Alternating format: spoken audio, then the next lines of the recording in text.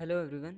तो आज हम जिस टॉपिक के बारे में बात कर रहे हैं वो है हमारा ओबीएस सेटअप, जो हमारे स्टूडियो सेटअप के अंदर हमारा मेन रोल प्ले करता है, जिसमें हम कैमरे की सेटिंग हो गई, हमारी माइक की सेटिंग हो गई, या अपने यूट्यूब चैनल को लाइव करना हो गया। वो सारी की सारी चीज़ें हम इसमें यहाँ पे कंट्रोल करते हैं। तो वन बाय वन स्टेप से हम समझेंगे इसकी सारी की सारी सेटिंग। तो सबसे पहले यहाँ पे मैं आपको बता दूं, मैंने यहाँ पे पहले से कनेक्ट क्या क्या कर रखा है। तो सबसे पहले सीन 1 क्रिएट कर रखा है मैंने।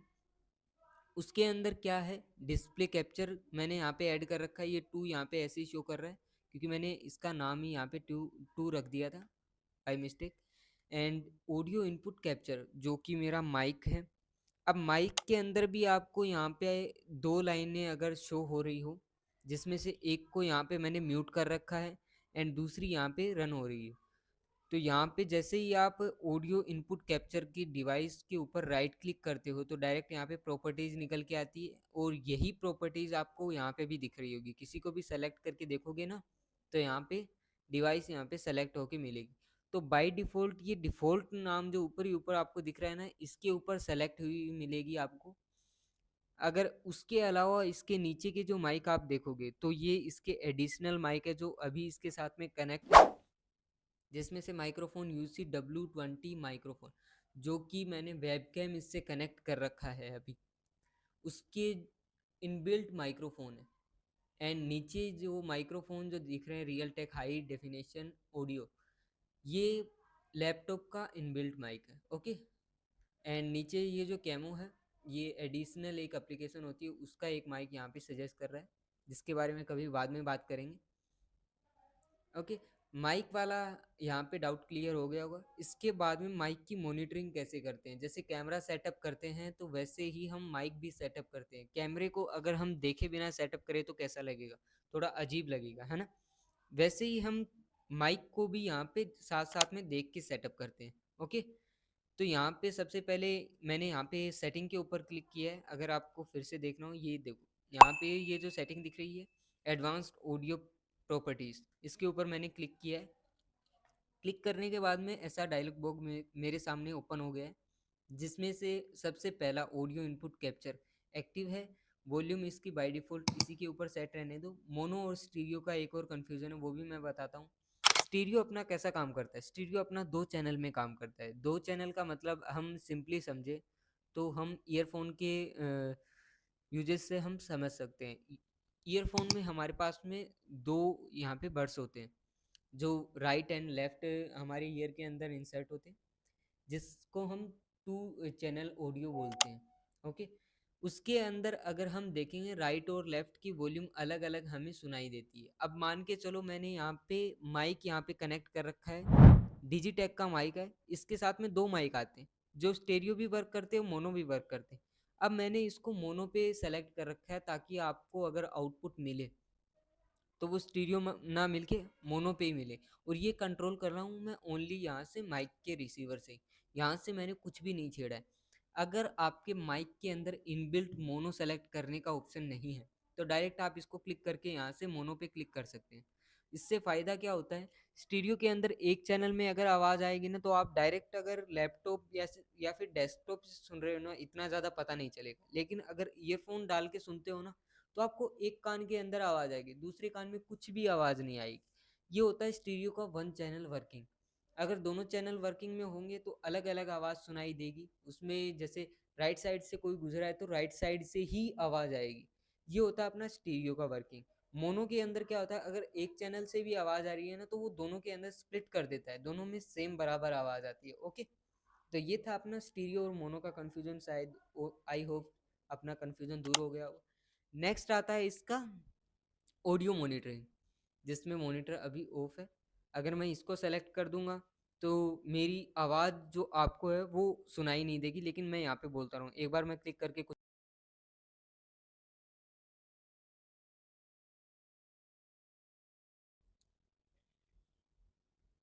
शायद मेरी आवाज़ आपको नहीं सुनाई दी होगी अभी, क्योंकि यहाँ पे लिख रखा है साफ साफ, monitor only mute output. Output का मतलब है यहाँ पे अगर लाइव स्ट्रीम चल रही है या फिर रिकॉर्ड हो रहा है, वो आउटपुट के अंदर जा रहा है सारा का सारा। ओके। तो मॉनिटर यहाँ पे ओनली, मॉनिटर का मतलब ये बता रहा है यहाँ पे साथ साथ में इसके जो इनबिल्ट स्पीकर है लैपटॉप के, उसके अंदर हमें आउटपुट साथ साथ में लाइव देखने को मिलेगा। मैं यहाँ पे कुछ भी बोल रहा हूँ साथ साथ में इसी टाइम पे आवाज़ आ रही है। नेक्स्ट आता है इसके अंदर नीचे ही नीचे, मॉनिटर एंड आउटपुट दोनों में काम करेगा। अभी मैं बोल भी रहा हूँ साथ साथ में आउटपुट भी आ रहा है, तो ये अपना पॉसिबल हुआ है मॉनिटर एंड आउटपुट के थ्रू। ओके, इसको मैं बंद कर देता हूँ। लेकिन ये काम किस चीज़ में आता है, जब हम फिल्टर्स वगैरह अप्लाई करते हैं, मान के चलो अपनी क्लास के अंदर कुछ बच्चे होते हैं, या फिर फैन की आवाज़ होती है, या फिर किसी और चीज़ की आवाज़ को हमें अपने माइक के अंदर ना आने देना हो, आउटपुट सिर्फ हमें हमारी आवाज़ का चाहिए रहता है, तो उस चीज़ों के अंदर हम ये ऑडियो मॉनिटरिंग करके हम अपनी ऑडियो क्वालिटी को सेट कर सकते हैं उसी टाइम के ऊपर।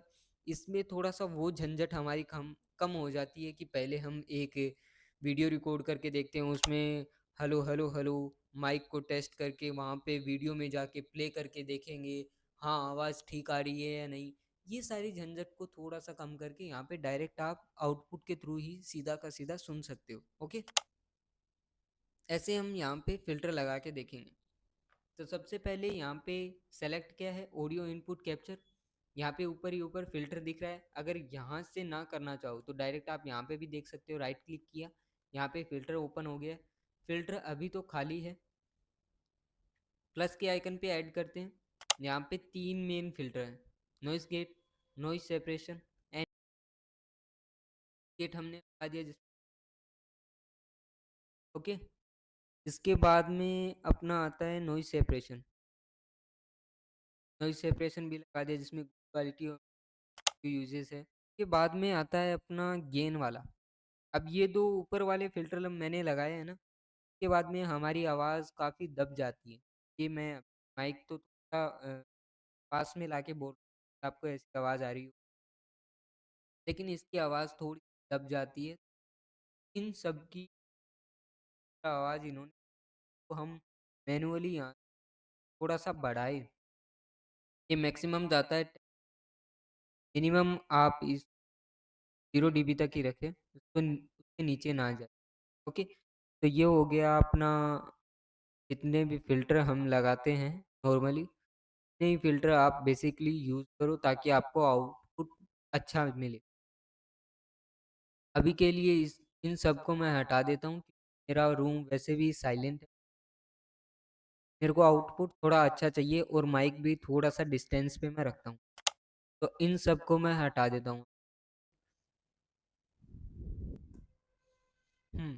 तो इसके बाद में ये हो गया अपना ऑडियो वाला। बाकी एडवांस ऑडियो की सेटिंग भी मैं साथ साथ में आपको बताता रहूँगा। इसके बाद में कैमरे की सेटिंग और देख लेते हैं हम। ओह सॉरी, एक एक और रह गई यहाँ पे सेटिंग। ये जो नीचे आपको दिख रही होगी शायद इसके बारे में भी आप सोच रहे हो ये क्या चीज़ है।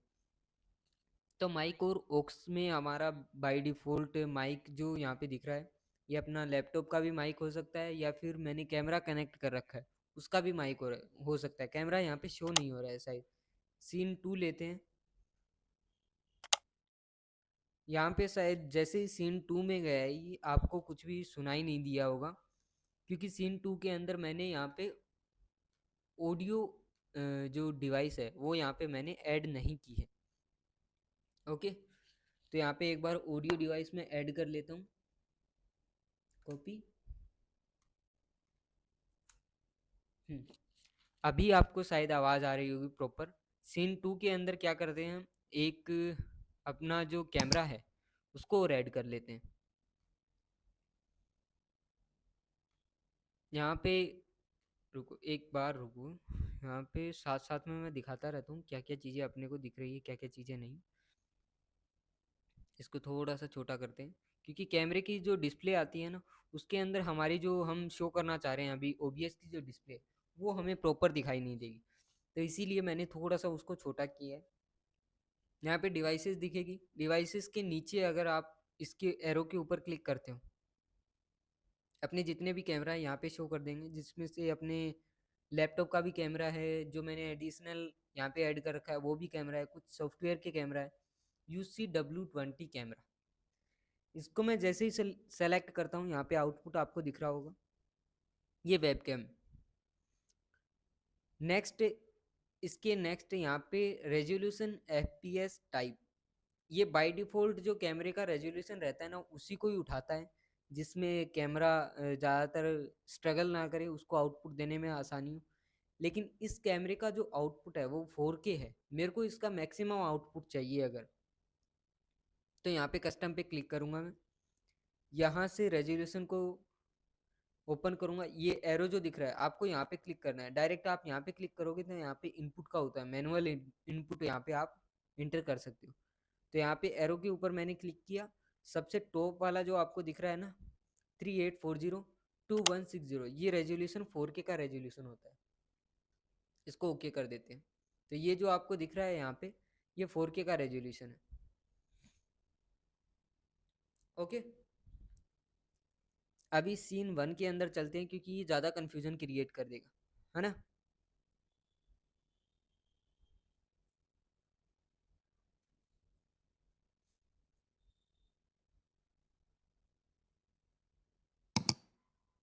हाँ, सीन 1 के अंदर अभी हम आ चुके हैं।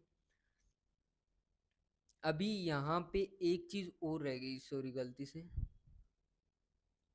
इसको कॉपी करते हैं, फिर से चलते हैं सीन 2 के अंदर। यहाँ पे अगर आपको कैमरे को विदाउट रिमोट अगर कंट्रोल करना हो, तो यहाँ से इसकी प्रेफरेंस में जाके सेटिंग ओपन करनी है, कॉन्फ़िगर वीडियो के अंदर हमें जाना है, यहाँ से ब्राइटनेस वगैरह, जूम इन जूम आउट, ये सारी की सारी चीज़ें, शार्पनेस, सेचुरेशन, ये वाइट बैलेंस, ये सारी की सारी चीज़ें आप यहीं से ही कंट्रोल कर सकते हो अगर आपके पास रिमोट भी ना हो।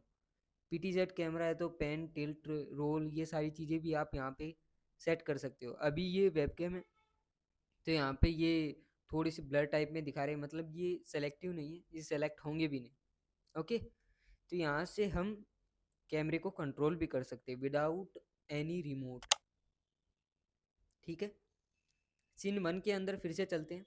अभी ये बेसिकली अपना कैमरा हो गया, माइक हो गया, इसके अंदर मैक्सिमम आउटपुट हमने ले रखा है, लेकिन ओबीएस ऐसा मतलब प्रोवाइड नहीं करवाता है कि आप फुल एचडी से ऊपर का आउटपुट डायरेक्टली इससे ले सको।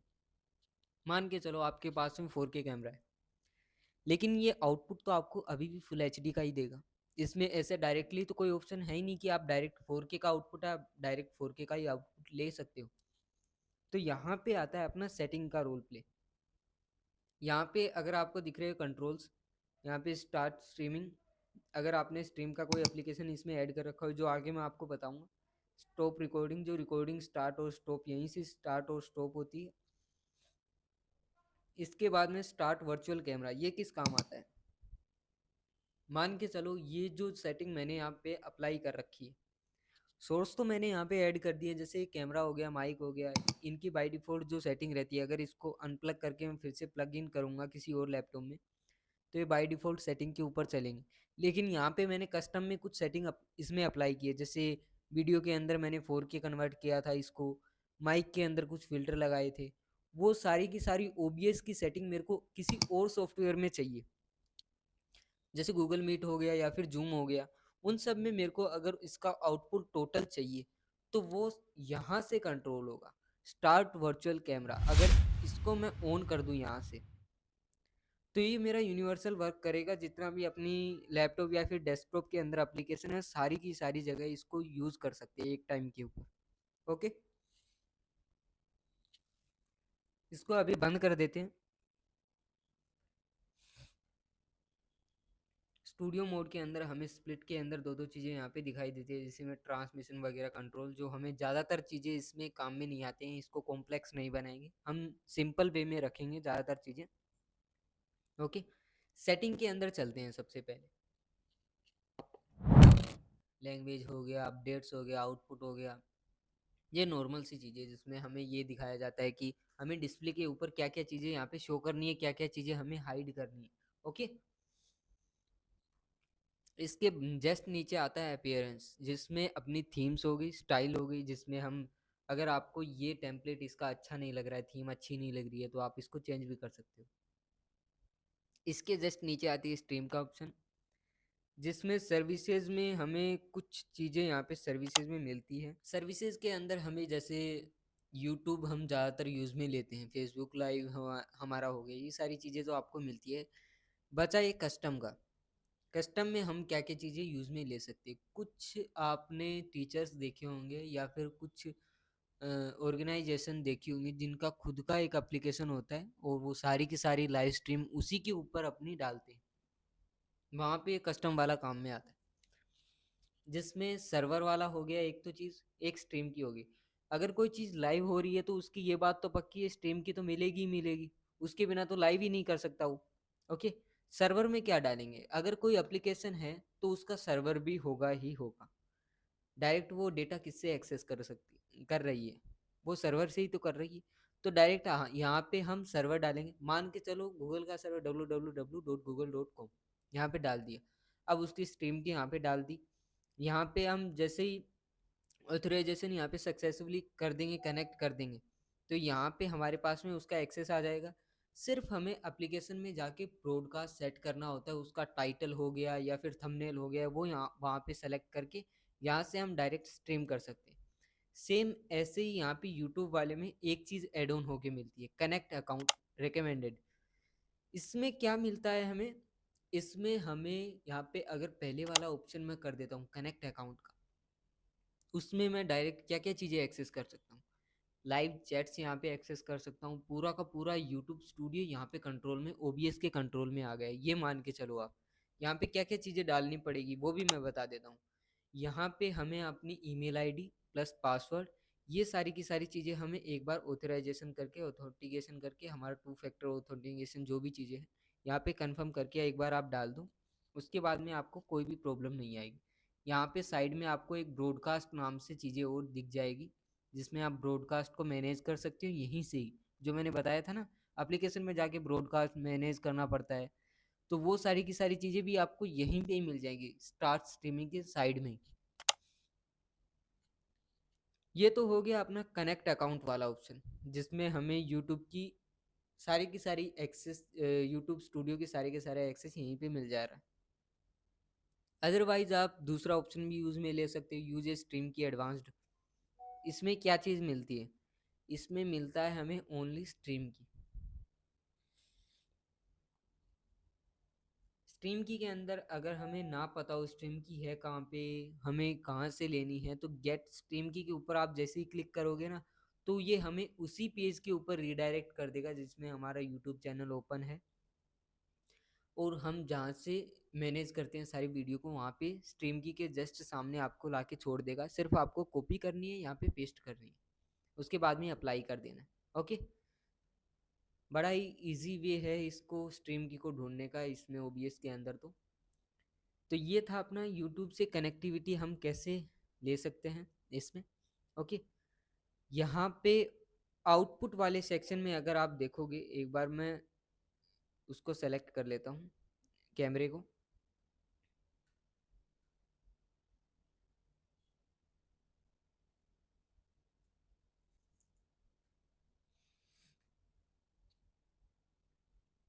सेटिंग के अंदर जाते हैं फिर से।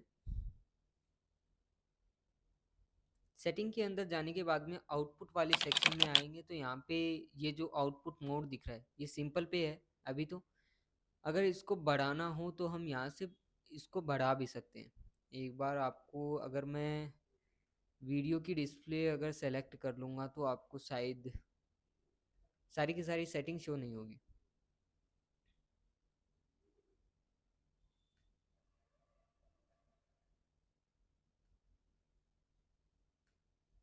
आई होप अभी आपको सारी की सारी डिस्प्ले आपको दिख रही हो।